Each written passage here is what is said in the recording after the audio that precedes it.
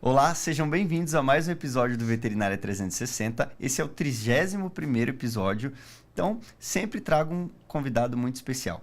E hoje, um tema muito importante, a gente falar sobre endocrinologia. E para falar sobre esse tema tão importante, tão relevante, eu converso com a médica veterinária especializada Jéssica Corrá. Jéssica, obrigado por ter aceito o convite. Muito legal a gente bater um papo. Eu que agradeço o convite, é um prazer estar aqui conversando hoje. Legal. Então, qual que é a função do médico veterinário endocrinologista? Bom, o endocrinologista, ele mexe principalmente com distúrbios de glândulas endócrinas, né? Então, principalmente aí nos cães, a gente tem a diabetes, distúrbio do pâncreas, tem o hiperadrenocorticismo ou hipoadrenocorticismo da adrenal e o hipotiroidismo. São os principais. Existem outros, né? Mas os que a gente vê principalmente são esses. Legal. E para a gente entender, né, como forma de prevenção, né, quais são os sinais que esses animais mostram para o tutor? Para a gente já tem algumas ideias do que pode apresentar, né? Mas para aqueles tutores que estão nos assistindo, estão nos ouvindo, quais são os sinais que esse animal começa a apresentar? Eu sei que tem várias doenças, mas algumas em específico ali, o que a gente pode falar? Eu acho que a doença hormonal é sempre um desafio. Tá. Porque algumas doenças têm sintomas muito discretos, são doenças crônicas. Eu acho que talvez a doença que mostre o maior sintoma seria a diabetes. Tá. Que o animal começa a ter uma fome exacerbada e perder peso. E o cliente fala, nossa, ele come igual um dragão e só emagrece. E às vezes o animal chega a ficar caquético, assim, pele e osso, mesmo assim com apetite depravado, assim, virando lixo, um animal que comia normal, sobe em cima de mesa, tudo para poder se alimentar. Eu acho que é o sinal mais marcante de um animal diabético. Mas as outras doenças são sinais muito brandos. Aumenta um pouco a fome, aumenta a quantidade de urina, aumenta a ingestão de água, ou fica muito prostrado, ou dorme muito, ou gosta de ficar debaixo da coberta. Então, são coisas muito discretas que normalmente a gente não associa a uma doença realmente. Até porque, pro tutor, comer bem, beber bastante água, fazer bastante xixi é sinal normal, de boa saúde. Então, é difícil ele conseguir entender isso, que realmente isso já é um sinal de que tem algum distúrbio, né, ali na parte hormonal. Então, às vezes é um desafio mesmo. E às vezes, quando eu atendo esses pacientes, a pessoa não entende o que... Não, mas ele não tá doente, ele tá bem. Então, é difícil, assim, entender que aquilo já é uma disfunção. Tá. E legal que você trouxe esses pontos pra gente conversar. E pensando em exames complementares, né? Quais são os exames que você costuma pedir na rotina, até mesmo de triagem, né? Sim. É claro que a gente avalia o histórico, né? Vê tudo que aquele animal está apresentando, mas quais exames você costuma solicitar para esse tutor, né? Para chegar num diagnóstico ou até mesmo começar um tratamento já? Normalmente, quando eu atendo os animais, eles já vêm com uma gama de exames feitos, né? Que são os exames básicos. Exame de sangue, né? Hemograma com a função do rim, do fígado. Às vezes vem com urina, às vezes vem com ultrassom, que é o básico da onde a gente vai sair. Tá. E aí, depois, a gente começa a pedir os exames específicos hormonais, que são exames mais caros e mais específicos, né? Cada um para sua glândula ali. Pra gente chegar num diagnóstico, Pra chegar num diagnóstico, E assim, a medicina veterinária ela é muito ampla, né? Hoje você atende cães e gatos, é isso, né? Isso, cães e gatos. E como é que você se interessou pela endocrinologia? O que você viu ali de diferente das outras áreas? A endócrino sempre foi uma coisa que me chamou muita atenção, porque ela é bem complexa. Legal. E eu tinha muita curiosidade, né? Porque realmente, assim, a gente é movido a hormônio pra tudo. Pra gente se sentir feliz é um hormônio, pra gente sentir fome é um hormônio, pra gente se sentir saciada é outro hormônio. Então, isso sempre me interessou muito. E eu tenho hipotiroidismo, então eu falei, não, acho que é isso que eu vou seguir. E aproveitando, assim, você comentou do hipotiroidismo, quais são os sinais? O que a gente vê no hipotiroidismo? Olha, o hipotiroidismo realmente é um desafio, assim, porque normalmente é um animal que é mais gordinho, né? Ele ganha peso com mais facilidade. E normalmente o tutor fala, nossa, mas ele come tão pouco, ele come só aquilo, eu já tentei fazer dieta, ele não emagrece. é um animal que é bem quietinho, ele fica mais deitado, ele dorme muito. Mas isso confunde também um pouco com a idade. O animal vai ficando mais velho, ele vai ficando menos ativo também, ele vai querendo dormir mais. Um animal castrado, ele tem uma tendência maior a ganhar peso. Então, por isso que eu falo que é sempre um desafio mesmo diagnosticar. E aí, quando, assim, passa no clínico, não emagrece, não emagrece, não emagrece, aí começa a ter outras investigações e a gente começa a achar o problema, né? Da onde vem ali a unha encravada. Uhum. Você já atende há um tempo aqui na região, em Jacareí especificamente, mas você também faz em outras regiões, né? Eu atendo no Vale todo. Tá. E me conta assim, teve algum caso marcante que você viu, nossa, aquele animal apresentava esses sinais, esses sintomas, né? E que você viu que teve um desfecho legal, ou a história mesmo que o tutor te contava ali, batia com o que aquele animal estava apresentando? Ai, tem muitos casos. Uhum. Mas tem alguns bem marcantes, assim. Eu tive a alopecia, né? A perda de pelo do animal é uma coisa comum, às vezes, em doença endócrina, principalmente em hipotiroidismo e em hiperadrenocorticismo, né? Que a gente chama de síndrome de Cushing. E eu atendi um animal que ele era todo pelado, todo pelado. Ele veio pra mim por isso. E a gente fez o diagnóstico, ele tinha a síndrome de Cushing, a gente iniciou o tratamento. Eu regulei a dose e fiz o retorno dele depois de, acho que, 4 meses. E ele tava peladinho, sem pelo, com a pele escura. E quando ele retornou pra mim, o pelo dele era branco. E eu não reconheci ele. Uhum. Eu falei, cadê meu paciente? E ele tava todo peludo, todo branco. E assim, eu falei, nossa, é ele. Nossa, foi assim, é muito gratificante. Você vê que o animal tava bem, tava saudável, tava mais ativo. E a pelagem toda bonita, que era o sonho do cliente, né? Porque, do tutor. Porque ele fala, ai, tá pelado, tem alguma coisa. E aí tá lá todo peludinho, bonitinho. Uhum. E pra gente chegar no diagnóstico da síndrome de Cushing, tem alguns exames específicos, né?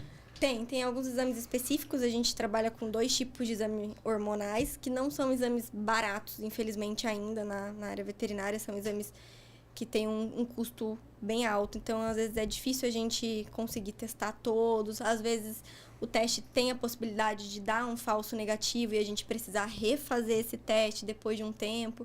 Então, realmente, são bem caros. A gente usa, normalmente, a supressão de dexametasona e a estimulação com a CTH.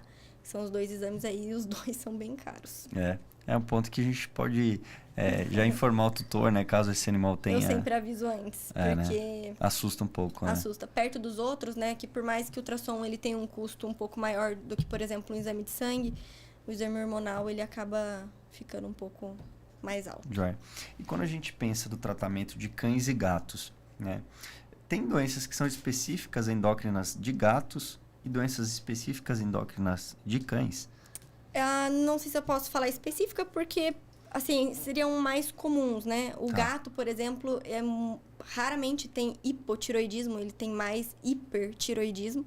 Não é impossível ter hipo, pode acontecer, mas é mais raro. E o cão dificilmente tem hiper. Acontece também, mas é muito mais raro. Ele normalmente tem uma justificativa?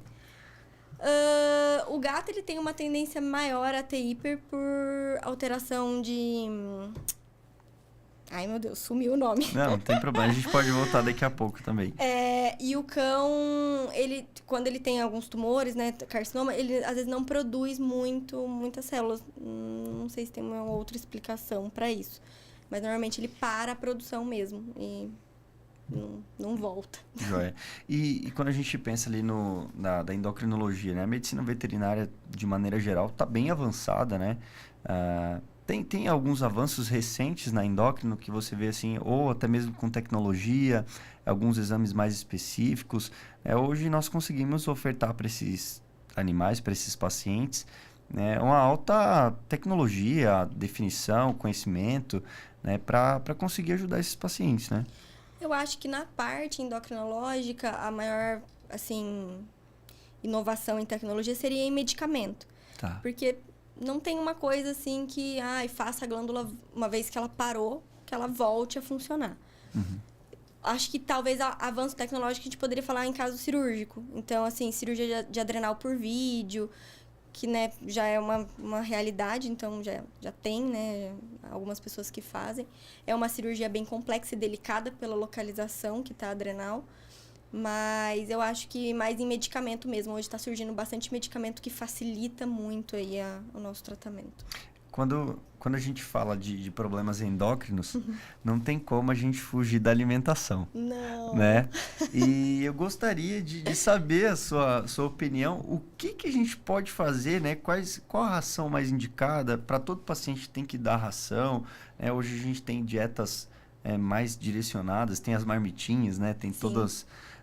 Tem outras opções para esses tutores, né? Quando a gente fala de felinos, principalmente, né? A dieta mais úmida ali, para evitar alguns problemas. Então, qual que é o seu ponto de vista ali da questão da alimentação em específico? A alimentação dá sempre um gancho para a obesidade, que eu acho Sim. que a obesidade também é uma doença hormonal, porque a gordura ela também produz um hormônio.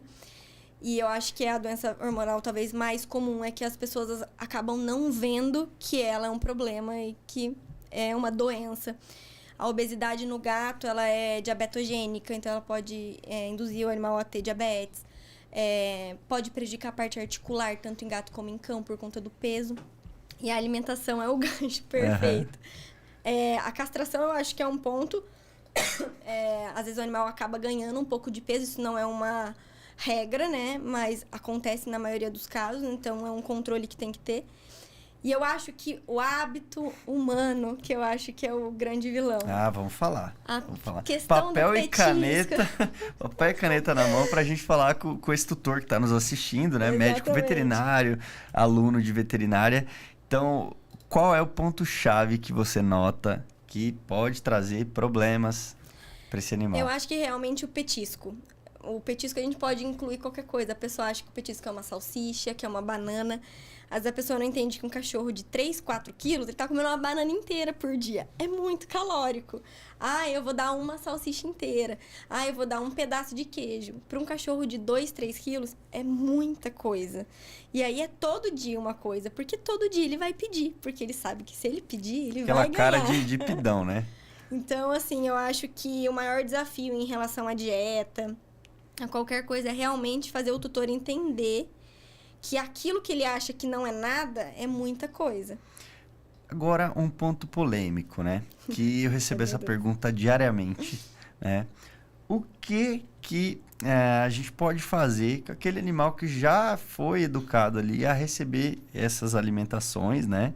A receber esse petisco, o pão, por exemplo, que é um grande vilão. O pão é bem calórico, realmente. Ele foi acostumado, na verdade, assim, a responsabilidade é nossa que dá. Então, assim, para tirar o hábito é realmente muito difícil, porque é um animal que vai pedir muito. Principalmente um animal que tem doença endócrina, principalmente a síndrome de Cushing e diabetes, que são animais, assim, que a fome ela não acaba nunca. Eu falo que se um diabético parou de comer, corre com ele pro veterinário que tem alguma coisa errada, porque diabético a fome nunca acaba, é eterna. Então, é hábito. Parou de dar. Ele vai parar de pedir com o tempo. Mas nem todo mundo consegue, porque eles têm um jeitinho de pedir comida carinha, especial. Né? Aquele jeito de que o coração dói. Então, eu tento trocar o tipo de petisco. Se dava salsicha, trocar por uma coisa mais natural. Ou uma proteína desidratada. Mesmo uma fruta, né? Uma porção menor. Uma fruta, às vezes uma fruta menos calórica, que faz um pico glicêmico menor. Ou legume também, eu normalmente uso muito o legume, principalmente o chuchu. Tem gente que fala que o bicho não vai gostar de chuchu. O bicho vai gostar de chuchu, eu garanto. São poucos que não gostam. Obviamente vai ter um cachorro ou outro que não gosta, igual a gente, é gosto alimentar. Sim. Mas a maioria se surpreende com o chuchu. Fala, nossa, ele comeu super bem o chuchu. E o chuchu é pouco calórico, ele dá volume, então dá um pouco mais de saciedade. Então eu costumo usar muito chuchu, abobrinha e brócolis aí pra dar uma disfarçada. Uma incrementada ali também na dieta, e aí tentar trocar o máximo de petisco. Eu atendi um cachorro essa semana que come uma salsicha por dia. Eu tive que tirar a salsicha. Né? E assim, eu falei, não dá. Não é porque ela come a vida inteira que em um momento não vai dar problema.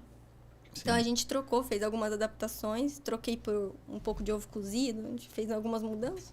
Aparentemente está dando certo.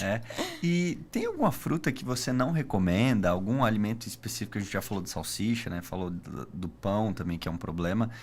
Tem alguma fruta específica ali que você nota que vai trazer um malefício para esse tutor, para esse animal? Na verdade, tem as frutas que a gente não recomenda normalmente, né? Uva, tem abacate, que também não é muito recomendado. O abacate até pode, mas ele é mais gorduroso, então a gente prefere não dar, porque tem gente que não sabe dar a quantidade correta, né? Mas dentre as frutas, eu normalmente libero pitaia e kiwi, que tem menor pico glicêmico.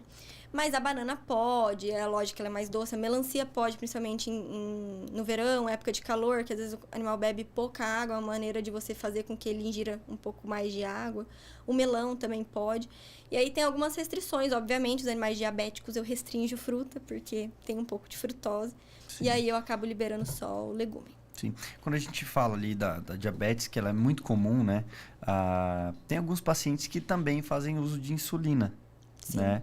E qual que é a importância da insulina para o pessoal entender que esse paciente ele vai fazer o uso da insulina, né? A gente dosa também a quantidade certinha para dar para esse animal.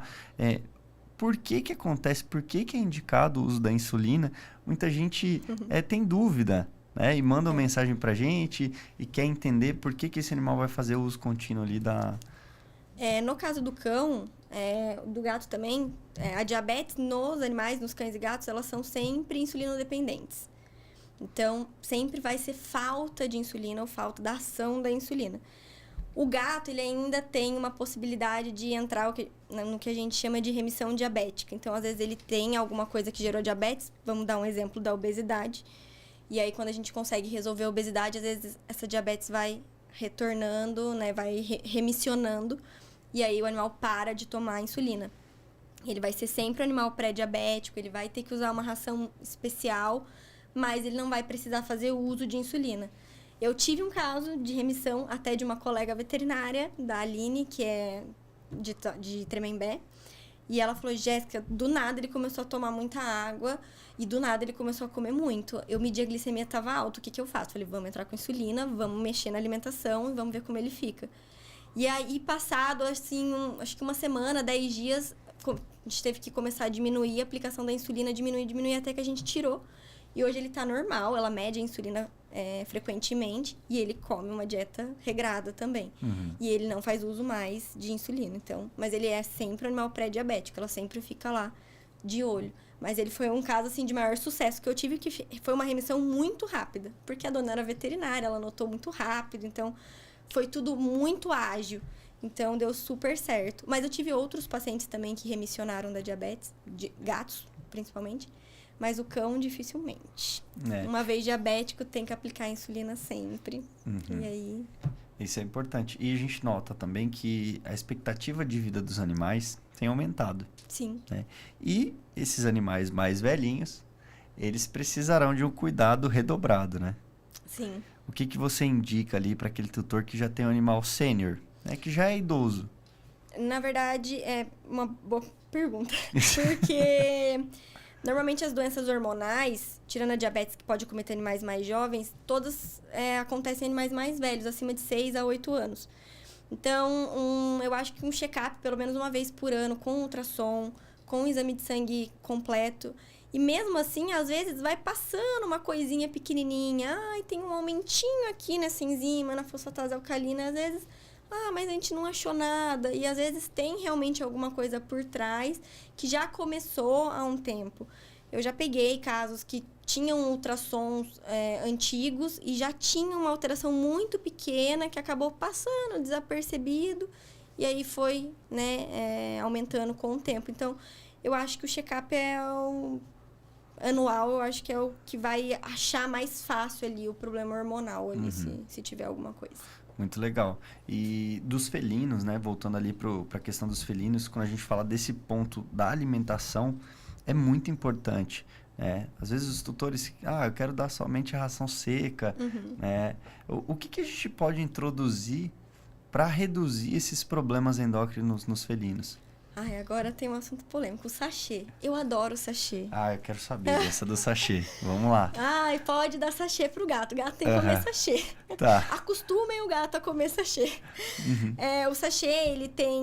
O gato, tanto o cachorro como o gato, são carnívoros, mas o gato é o carnívoro estrito. Então, o cachorro, ele ainda consegue... A gente consegue introduzir outras coisas. O gato, quando a gente domiciliou, a gente empurrou carboidrato para ele. Mas o gato não come carboidrato na natureza. O gato é carnívoro, ele come estritamente carne. Por que ele não toma água? Porque na presa que ele come tem muita água. Então, é um animal que tem pouco hábito de tomar água. A gente domiciliou, deu uma ração seca para ele, cheia de carboidrato sem água. Então, assim, o sachê para mim é a melhor opção para um gato, só que às vezes é inviável financeiramente você dar só sachê.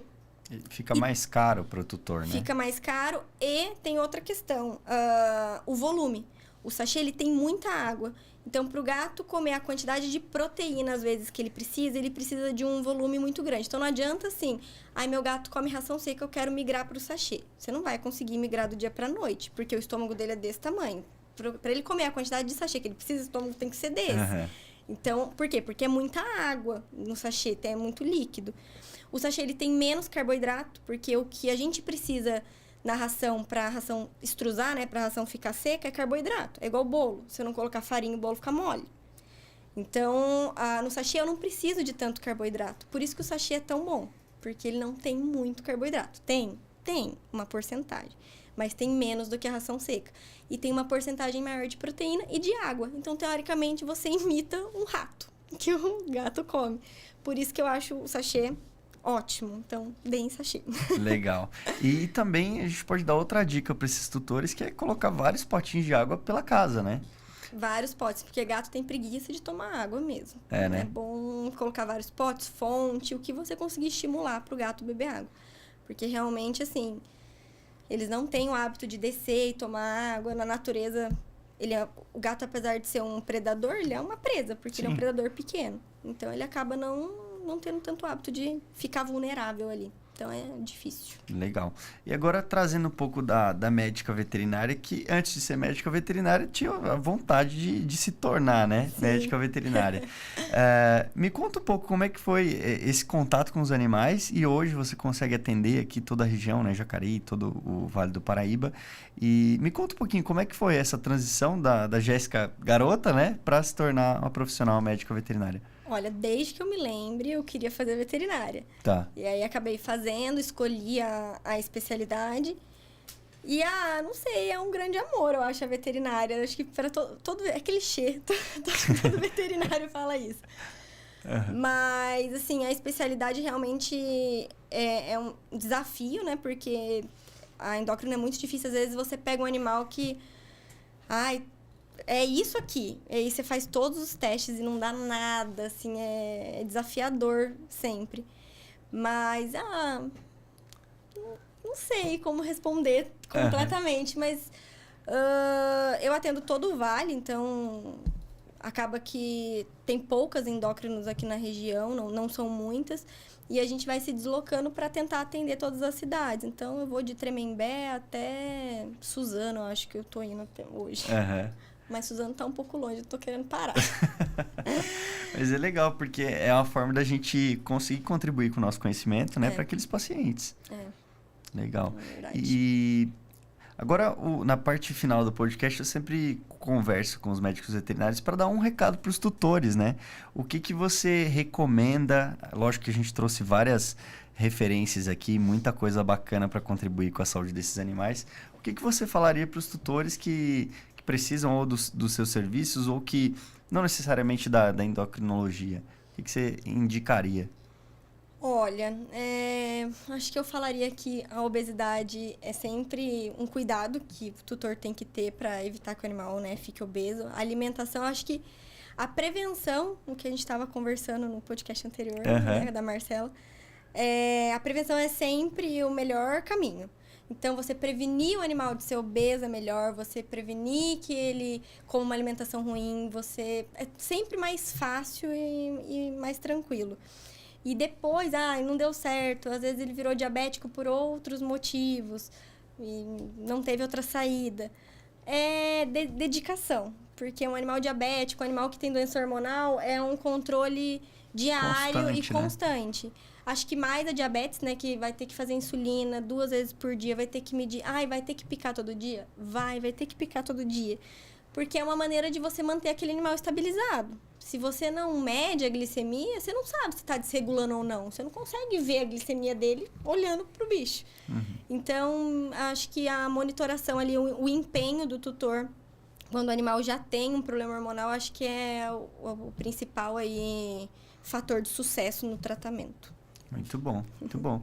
A gente está chegando na parte final do nosso podcast. Eu gostaria de te agradecer mais uma vez ter aceito o convite para a gente vir aqui, bater um papo de maneira sempre informativa para que as pessoas entendam, né, que nós somos acessíveis, a gente consegue bater um papo, consultar os animais das pessoas e de uma maneira que a gente consiga salvar mais animais, porque no atendimento a gente fica limitado ali, né? Mas quando a gente traz informação, de certa maneira a gente consegue também prevenir vários problemas no futuro desses animais.